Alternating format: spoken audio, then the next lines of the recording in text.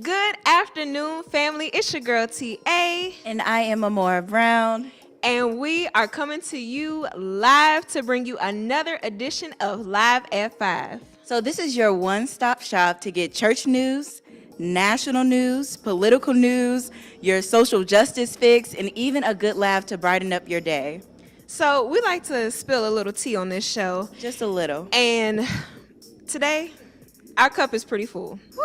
We have a lot to talk about, but before we do that, there are some very special people that we would like to shout out on behalf of our pastor, Reverend Drumwright, and the Citadel family. Yes, so we want to say happy birthday to some women of warfare.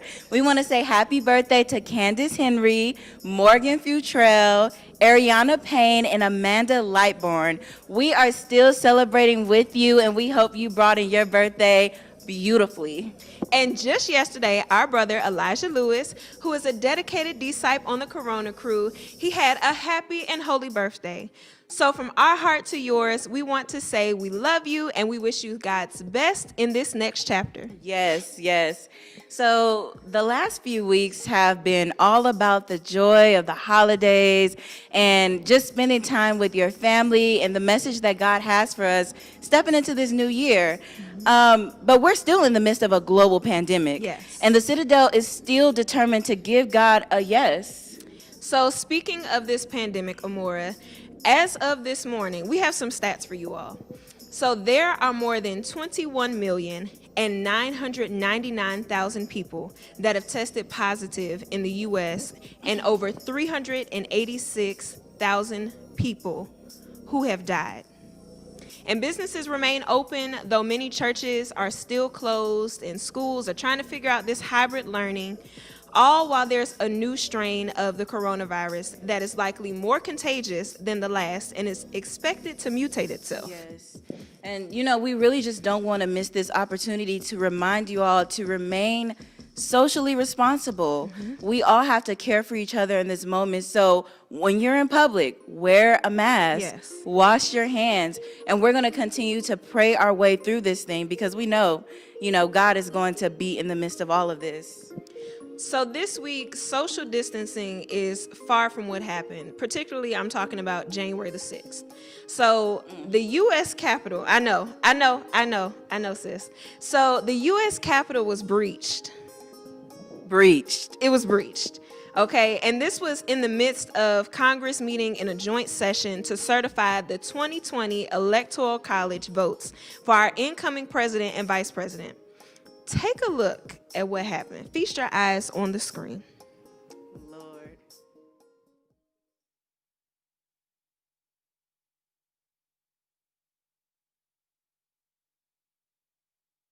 U.S. Capitol was breached by a pro-Trump mob, hoping to stop the certification of the 2020 election. Hours of chaos ensued that ultimately left 4 people dead. Videos captured by journalists and bystanders show how it happened.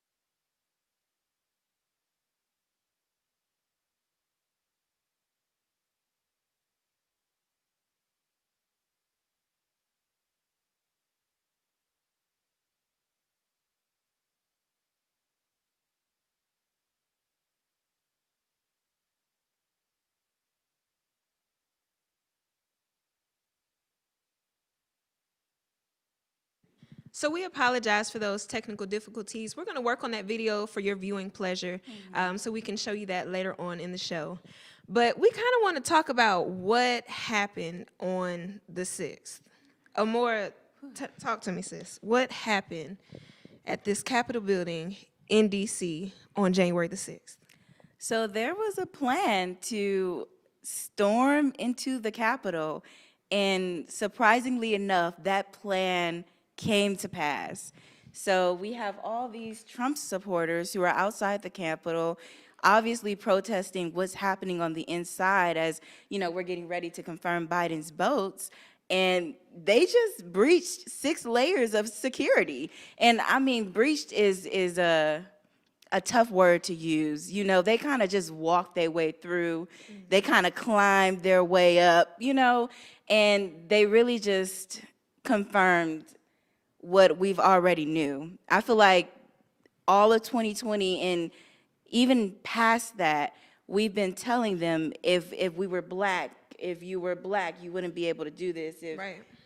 But really we just got to see the evidence.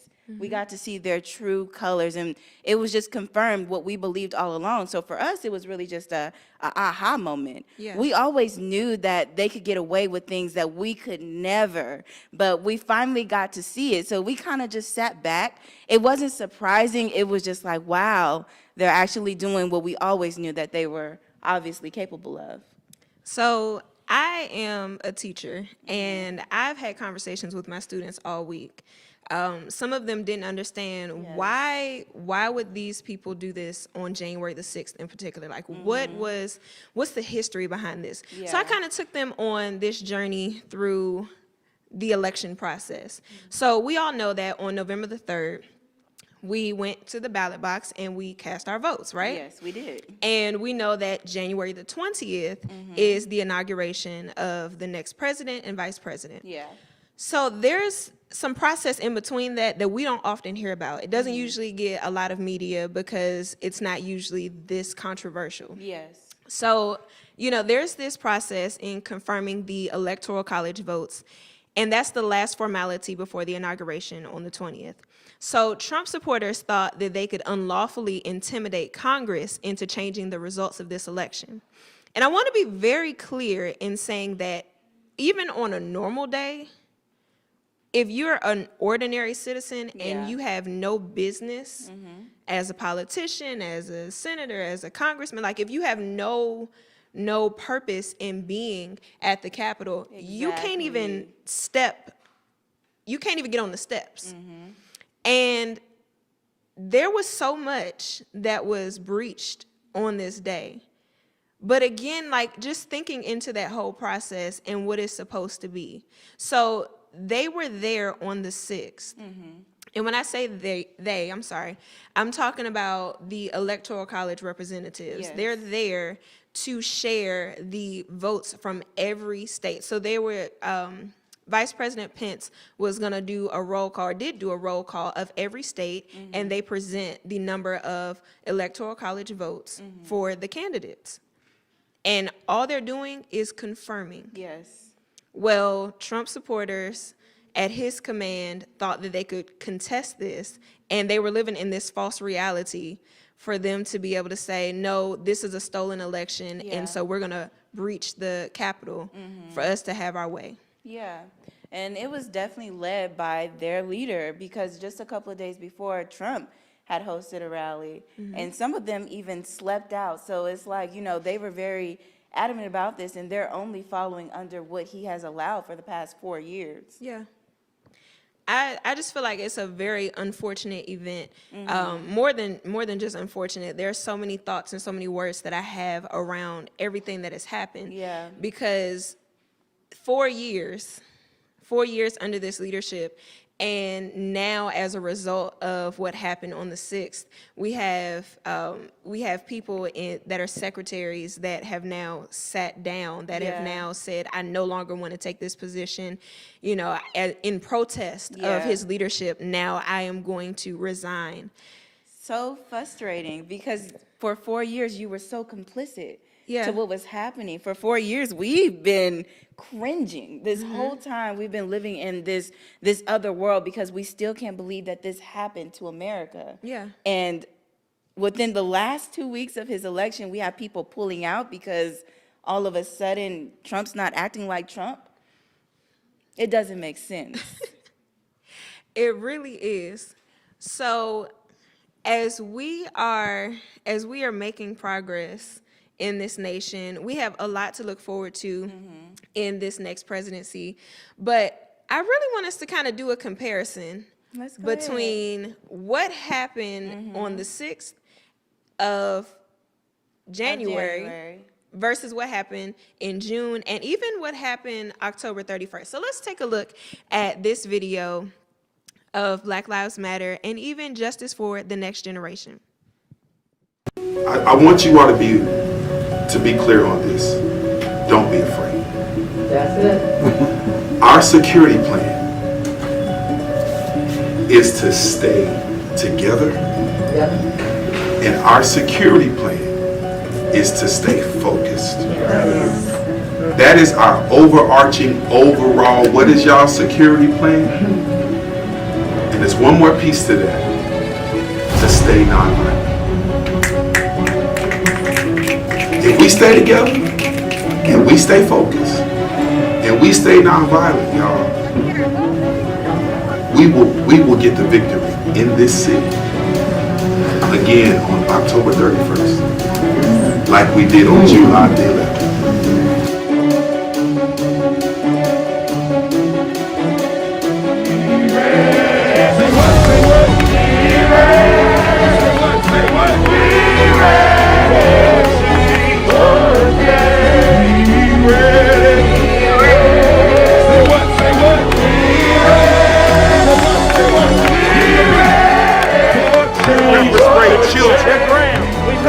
Pepper spray children.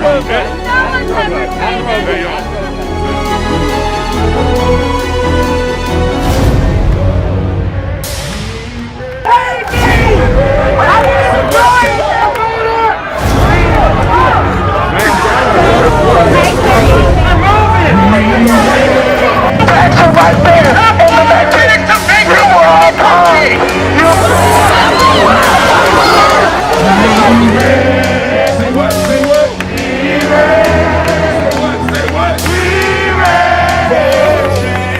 When you get involved, peaceful demonstrations always turn into chaotic situations. We came in peace. You have disturbed our peace. We will not stand down. We believe in democracy. We believe in change. What do we want? When do we want it? What do we want? When do we want it? When do we want it?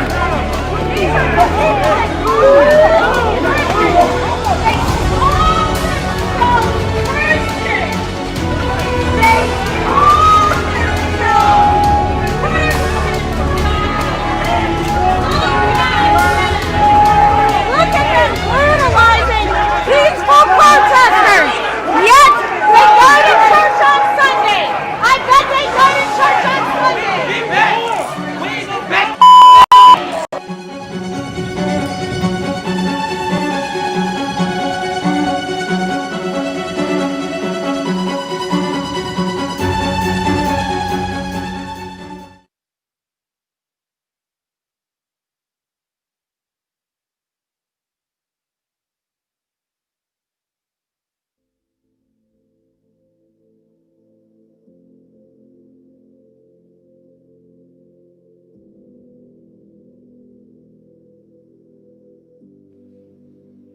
So what you all just watched was from our I Am Change March that happened on October 31st. A march to the polls, a peaceful march that ended with children being pepper sprayed, people having seizures, my friends and my brothers and my church family being brutalized by sheriffs and police, and being placed in jail at a peaceful rally. Peaceful. I didn't see not one fist thrown on our side. I didn't see anyone hurting anybody. We were literally just trying to get people to the polls. And that's what we were met with, that aggression. So I have here with you all one of the Graham 12, Stephen Walker. And Stephen, before we start, I just want to ask you a couple of questions. I've seen you on the front lines quite a few times this year. Yes, you have. And how many of those times were you violent? Not one time. How many times were you arrested? One time. What were you arrested for? For just peacefully protesting for the right to vote. Did you bring any weapons with you? No. Did you vandalize anything? No. Wow. So can you tell me how it felt to watch everything take place on January 6th? For me, it felt like, it was a big switch because I couldn't believe that this was really actually happening. Wow. Because when I first saw it, I was at work and I was thinking to myself, wait, is this really happening? Like, is this not a meme or a comedy skit going on? Right. I was like, wow, this is not any regular building. This is the U.S. Capitol building that people are not just breaching into, but are being let into. And so I was just like really shocked that that all happened. So in comparison to what happened to you, like what were you thinking? Did you ever think back to that moment of you being arrested? Well, if I flash back to that moment, I can really say that it was a big switch in just like the regards of how can, the people who were protesting in the streets, marching with us, say that, wow, we are being arrested for just standing here with a legal permit to just help people get to the polls without no violence, without no knife, without no guns, without even, trying to, start something. We didn't even come with that mindset. But when you see people who are already verbally saying, this is what we're coming to do. We are coming to start up something. We are coming to bring a fight, a riot. They are coming just to breach not just any building, but the Capitol building, and not get arrested. So I have a question for you, Steve. So in watching all of that, and at times in being a part of the Black Lives Matter movement, being referred to as Antifa, how do you feel about the comment that has been made? It was Antifa out there on January 6th that was causing all of this destruction. So it has been alleged that people that are a part of quote unquote Antifa, they have been the ones that were amongst the rioters on the 6th. Well, to be honest, if you can really educate not just myself, but also the people, who was Antifa? That's a question that we have to ask, because Antifa and Black Lives Matter has been used so interchangeably. Yes. I feel like everybody is confused about exactly what that means. So Black Lives Matter and Antifa are not the same thing. Antifa stands for the anti-fascist movement that happened many years ago. And there are still people that live by that rhetoric. And there was violence, there was destruction that happened along with Antifa. But as far as I'm concerned, as far as every Black Lives Matter movement that I have been a part of, that I've been to, Antifa was not a part of our rhetoric. Neither was violence. It was always peaceful. And we have to stress peaceful. Yes. So it's interesting that on the 6th, it can already be announced that they are coming with weapons, that they're coming to vandalize, that they're coming to breach the Capitol. And there was not enough police presence out there. Meanwhile, when we get permits, and I've heard Reverend Al Sharpton talk about all of the things that he had to go through for the Million Man March. 35 years of the Million Man March, he went to celebrate that in Washington and had to go through getting permits, had to go through 20 plus meetings, all of those things. Yeah. Where was the permit for the 6th? Yeah. So I asked that question because people are confused on, if that was Black Lives Matter, that was Antifa, like you said. And to be honest, we are literally watching people try to, say that, this is a group of people when there are multiple videos surfacing right now that shows Trump supporters, just already starting this movement, trying to start this Stop the Steal march. Yeah. And, is everyone trying to, point the finger at the wrong people? The proof is literally in the pudding. It Not is. to be funny, you can't discredit what we saw. We have Trump supporters saying, we plan to be violent. That was our plan, that was our goal, and that's what we achieved. And this is who we are. So it's like, now there's trying to be some sort of cover up because these Trump supporters are not who they even say they are, because a lot of them were carrying Blue Lives Matter flags as they attacked the police. So it's like, now it's just like, okay, y'all need to figure out who you are and what you stand for, because your true colors are showing. And I mean, we've always seen them, but thank you for making it so apparent. There was even talk of many of the Capitol Police and DC police officers, they actually took the day off so that they could be a part of the riot. Right. So it really makes me wonder, what was the strategic planning that happened behind all of this for the Capitol to be so vulnerable, for it to be so exposed, for it to be so accessible? And people were genuinely trying to disrupt this process. Yeah.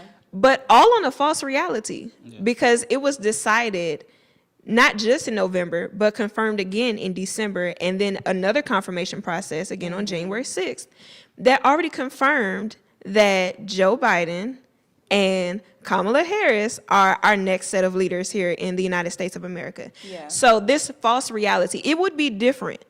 It would be different if they were marching for a real cause.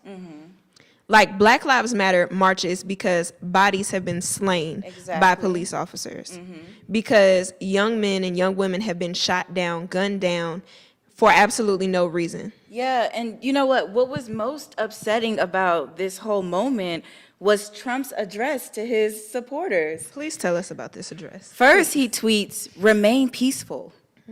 Go home, remain peaceful," as if he didn't see them scaling the walls. So then he goes on to say, "I know you all are sad. I know, this is wrong, and I won by a landslide." And he was just so sympathetic to their cause. Mind you, they're violent. They're thugs, to be honest. Let's be real. And they've harmed people in this process, but they're being painted as they're being innocent. And I thought back to him addressing the Floyd family. And he's looking at his paper and he's reading it, and he says in that same interview, when the looting starts, the shooting starts. But for your people, you just want them to go home and remain in peace. It was a highly problematic moment in history. Pretty sad. It really was. If I could speak to that, I really think that on January 6th, the United States condoned domestic terrorism. Yes, most definitely. They condoned the fact that, certain group of people can walk up to not just, a post office or like a Denny's, but they could walk up to the federal capital of our nation and not just breach it, but if you will also watch some clips that have been on the web, there are clips of them not just, breaching it, but just being let in. Yeah. And we can definitely say that, Black and brown people would have been slaughtered, that day would have been a national massacre. And it would have rewrote the history books for not just our children, but for our grandchildren to read about us storming the Capitol. Yeah, and closing this conversation, I just want to say, we're going to have to tell the truth to our children, because we're not going to let them tell history wrong this time around. No. So Black Twitter had a good time on Wednesday. Yes, we love Black Twitter. Okay, because we were sipping our tea, because like I said, we weren't shocked, but, some things were just coming to light. And we would like to share some of those things with you all.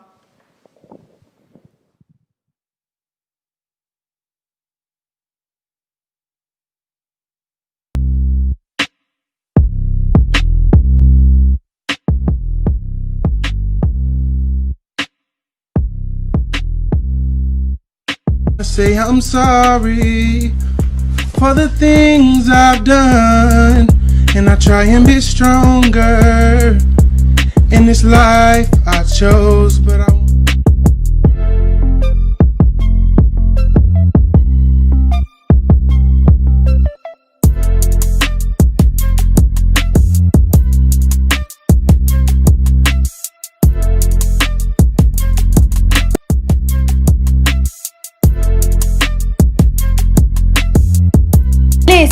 Listen, I'm not trying to be that black person, but detain? Look how they got him laying on the floor. Detain? They let him get to the Senate floor? The floor? They having a whole march through the Capitol building, and they got the Congress on lockdown. These folk out here climbing these people's house. They are waving Blue Lives Matter flags while fighting the police.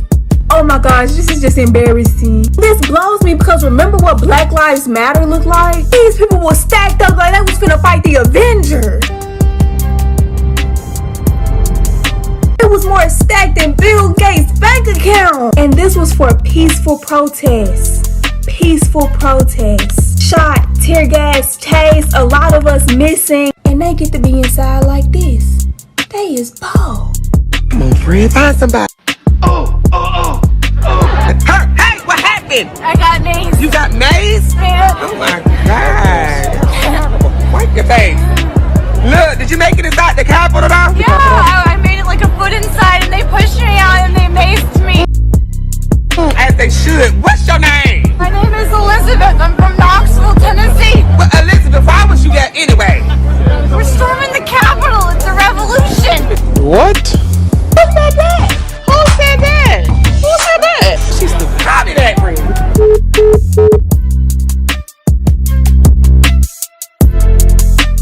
Lee, hold up.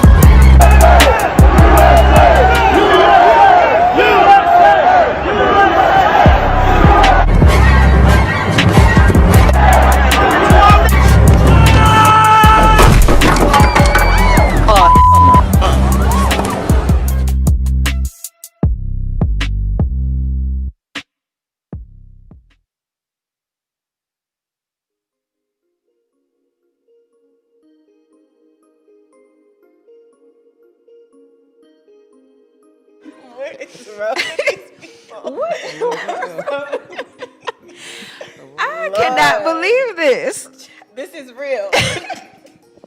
No, I'm weak at. Did they say it was a nugget? A nugget. It was a boneless chicken wing that was secured in the Capitol. I didn't want to laugh at that one, but You know, that was a little wrong, but I mean, there was more security with a boneless wing. But no, that cake container. Oh my God. First of all, have y'all ever gone to like Walmart or something and gotten one of those cakes? And well, I know you bake cakes, Steve. You know, cake boss champ over here. But if you ever try to get a slice of cake out of one of those containers, you can't open that box. You can't get by it. The cake box is more secure than the Capitol. Come on now. You know what really got me was the girl crying. With the piano scarf. Yes. Do re mi fa sol la ti do. Yes. Can we actually run that clip back, because I just need y'all to see that again.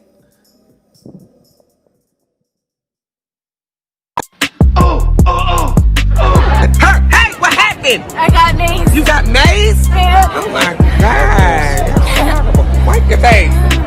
Look, did you make it inside the Capitol now? Yeah, I made it like a foot inside and they pushed me out and they maced me. As they should. What's your name? My name is Elizabeth. I'm from Knoxville, Tennessee. Well, Elizabeth, why was you there anyway? We're storming the Capitol. It's a revolution.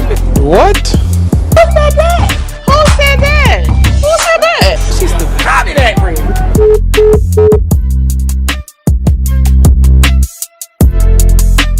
Lee, hold up.